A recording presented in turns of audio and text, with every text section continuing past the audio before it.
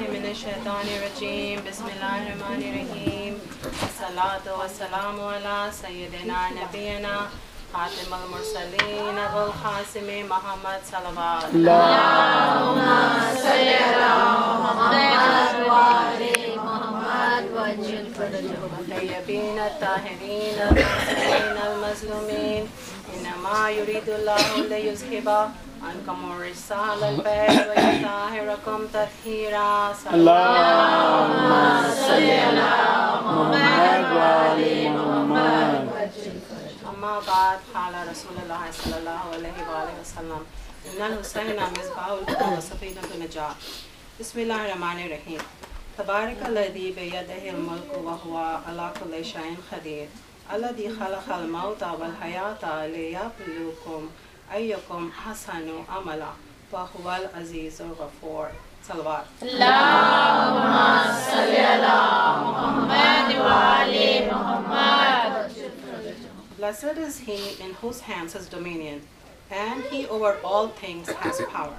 He who created death and life, that he may try which of you is best indeed, and he is the exalted in might of forgiving. Allahumma salli ala Muhammad wa ali Muhammad. So, inshallah, what I'm going to talk to you about today is self-reflection or self-assessment and goal setting. We all know that today is the 1st of January, and it is fashionable for people to set goals and for people to self-reflect and so on. So I'm going to talk about that in an Islamic perspective. How do we set goals? What do we set goals on? And so on. And how important self-reflection is in our religion. So the ayat that I just recited to you, Allah says, I created life and death that I may try you to see which of you is the best of deeds. So Allah uses the term ahsan, which means excellent. So Allah wants us all to be excellent. And He wants to be excellent in everything that we do, in all aspects of our life. Because remember, Islam is a way of life. Islam is not some set of rituals that we perform periodically and then, we are not a Muslim anymore. It's like, Islam is a way of life. Islam is how we do our deeds every day, every action that we perform. It's about that. It's about a way of life. So Allah says that He's going to see which of us is the most excellent in deeds. And so what we have to do is first figure out how is it that we can be the most excellent in deeds. And then we have to figure out what are the deeds that we are supposed to perform that Allah wants us to excel in. So those are the two things I'm going to talk about, how and what. So let's take a look at how. How is it possible for us to be the most excellent in deeds? And our Prophet has a very famous hadith. I'm going to read that to you in Arabic and then in English. Our Prophet says, An-nas kullahum halikun illa al-alimun, wal-alimun kullahum halikun illa al-aminun, wal-aminun kullahum halikun illa al-mukhlisun. All men will be destroyed except the ones with knowledge. Among the men with knowledge, all will be destroyed except the men with actions. And among the men of actions, all will be destroyed except the ones who are sincere. So basically, our Prophet is saying that there are 3 ingredients for us to be excellent. The first one is knowledge, the second is action, and the third is sincerity. We need to have all 3. And we all know the importance of knowledge in Islam. We all know that our Imam, whom we follow, our first Imam,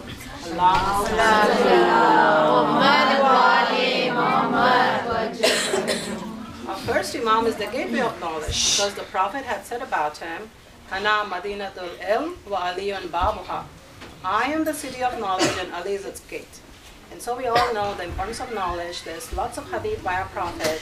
Our Prophet says that acquire knowledge from the cradle to the grave. Verily the men of knowledge are the inheritors of the prophets. The ink of a scholar is more precious than the blood of a martyr, and so on. There's so many hadiths by our Prophet and by our Imams stressing the importance of knowledge. So we need to have knowledge, but it's not just enough to have all the knowledge in the world, because it's not going to help us if we don't translate that knowledge into actions. So we need to translate that knowledge into actions. And then it's not just enough to just perform those actions. For example, if someone is doing 100 rakat of namaz, it's useless if it's not done with sincerity. So we need to have knowledge, we need to have action, and we need to have sincerity. So let's say that mashallah, all of us are mu'mineen, and we have all of those three ingredients. We have the knowledge, we perform those actions that we are supposed to perform, and we have the sincerity. What's the next step? The next step is really important, and that is self-reflection. It is self-assessment.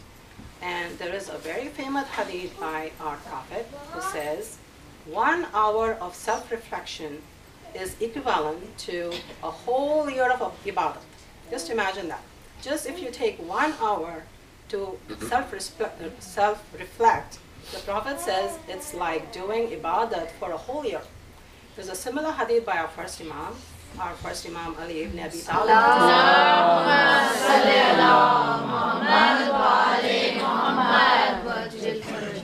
Our Imam says self-reflection is worship.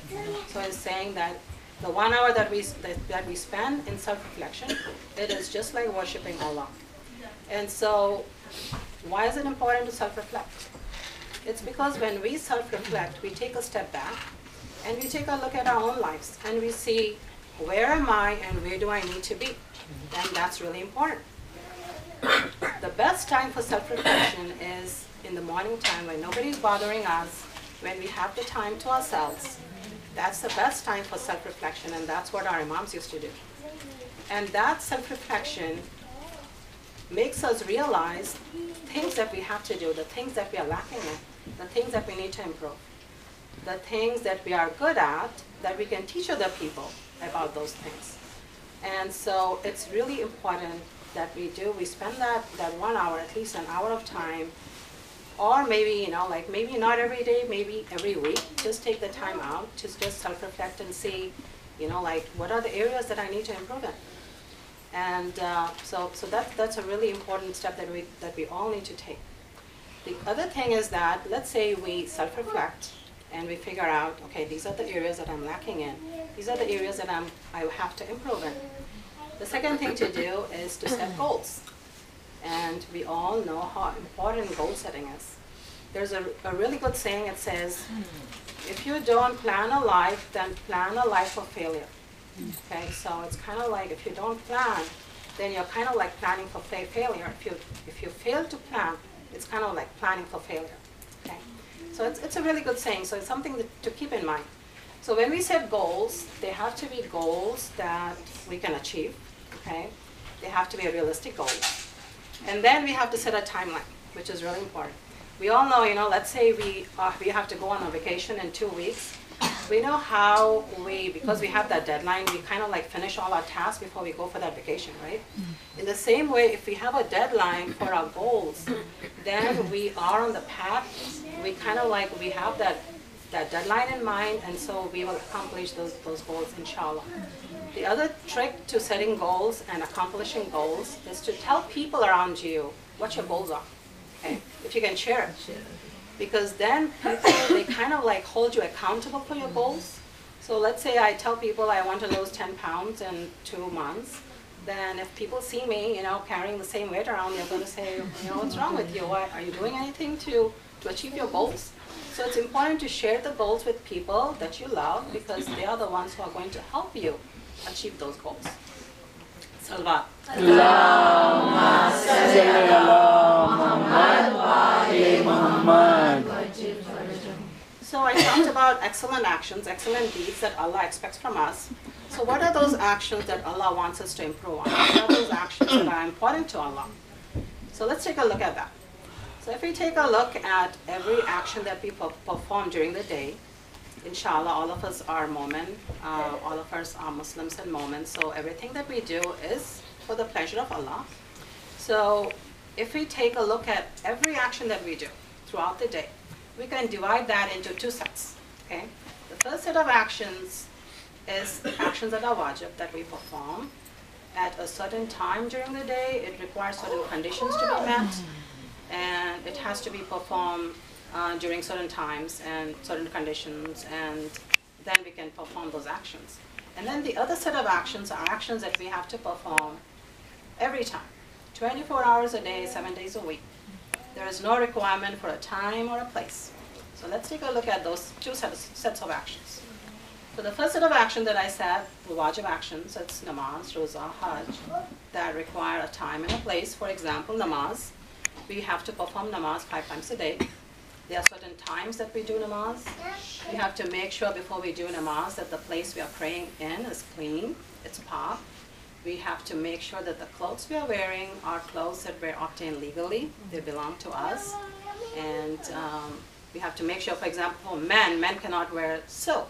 Men cannot wear gold when they are doing namaz, or in general, it's forbidden for them to wear those kind of clothes.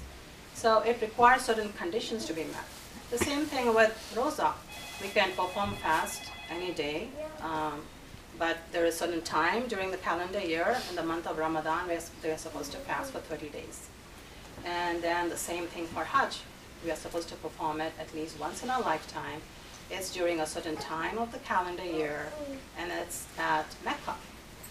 When compared to these sets of actions, which are wajib, which we have to do, we have the other sets of actions, which we are supposed to do all the time, 24 hours a day, 7 days a week. And what are those?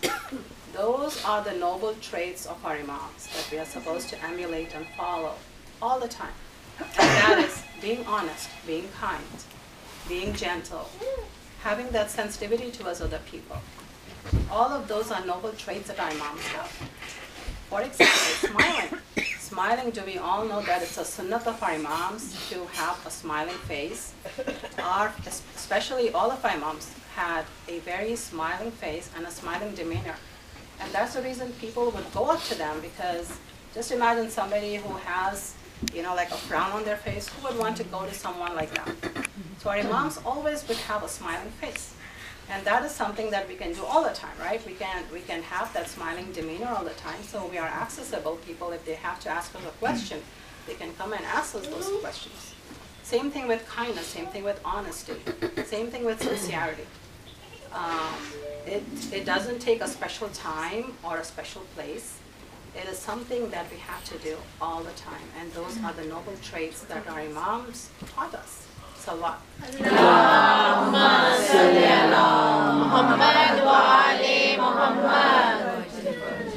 And then there is love. Especially in Shia Islam, there is so much importance to love. Love for each other, love for our parents, love for Allah, love for the Ahl Bayt. Right? It's a central dogma of Shia Islam, where our Prophet, before he departed from the world, he said that I ask you nothing in return for the labors of bringing you Islam except love for my relatives. It's al-mawaddata fil qurba. All I want from you, back from you, for everything that I have done for you and bringing you Islam, is love for my relatives. And so we have to, it's incumbent upon every Muslim to love the Ahl Bayt. And from that love comes every other love. It's love for our parents, love for our siblings, love for our relatives, love for our friends, love for our fellow Muslim. That comes out of that love. And when we look towards Karbala, we see nothing but love in Karbala. We see love between a mother and a daughter. We see a love between a brother and a brother. We see a love between a cousin towards another cousin. It's all about love. Love with Allah, love with the companions of our Imam Hussain. Between the companions and Imam Hussain, there was so much tremendous love. And so when we look at Karbala, we see nothing but love. And we see love between a daughter and her father, and a father and the daughter. And you know who I'm talking about. I'm talking about Bibi Sakina here. When our Imam stood all by himself on the day of Ashura, towards Asr time, on the plains of Karbala, he raised a cry. Hal min nasirin yansurna. Is there anyone to help me? Is there anyone to help me? Everyone who loved our Imam had already given up their lives. They were already lying on the plains of Karbala. And if they could have been alive, they would have sacrificed their lives again and again for the Imam. But there was nobody alive. The only cry he heard was coming from the tent, because it was Ali Asghar who was crying because of his thirst. Our Imam went inside the tent, and he picked up Ali Asghar in his arms, and he said, "Oh my baby, if I don't get water for you, surely you're going to perish. And then our Imam stepped outside the tent and he walked towards the soldiers and he showed the little bundle to the soldiers and he said, "Oh soldiers, this is my baby Ali Asghar. If he doesn't get any water, surely he is going to die, he's going to perish. Give him some water." But the reply that our Imam got from the soldiers was a 3-pronged arrow that went through the throat of Ali Asghar and lodged itself in our Imam's arm. Our Imam picked up Ali Asghar, he took the arrow out, and then he picked him up in his arms, he gathered him in his arms, and then he started walking towards the tent. But then he thought, how am I going to give this baby to his mother? How is the mother going to live after seeing the baby in this condition? So our Imam went back and forth 7 times. And then he dug a shallow grave in the burning sand of Karbala. And that's where he buried little Ali Asghar, in that shallow grave. Our Imam came back to the tent, and Bibi Sakina was waiting by the door of the tent, hoping that her little brother Ali Asghar, the baby Ali Asghar, had gotten some water. When she saw her father's face, how could she ask her father, "Where is my brother Ali Asghar?" She did not have the heart to ask her father that question. She just looked at his face. And she knew that whoever goes into the battlefield does not come back from the battlefield. And she also knew that the next person to go is going to be her father, the only one alive among the men of Bani Hashim.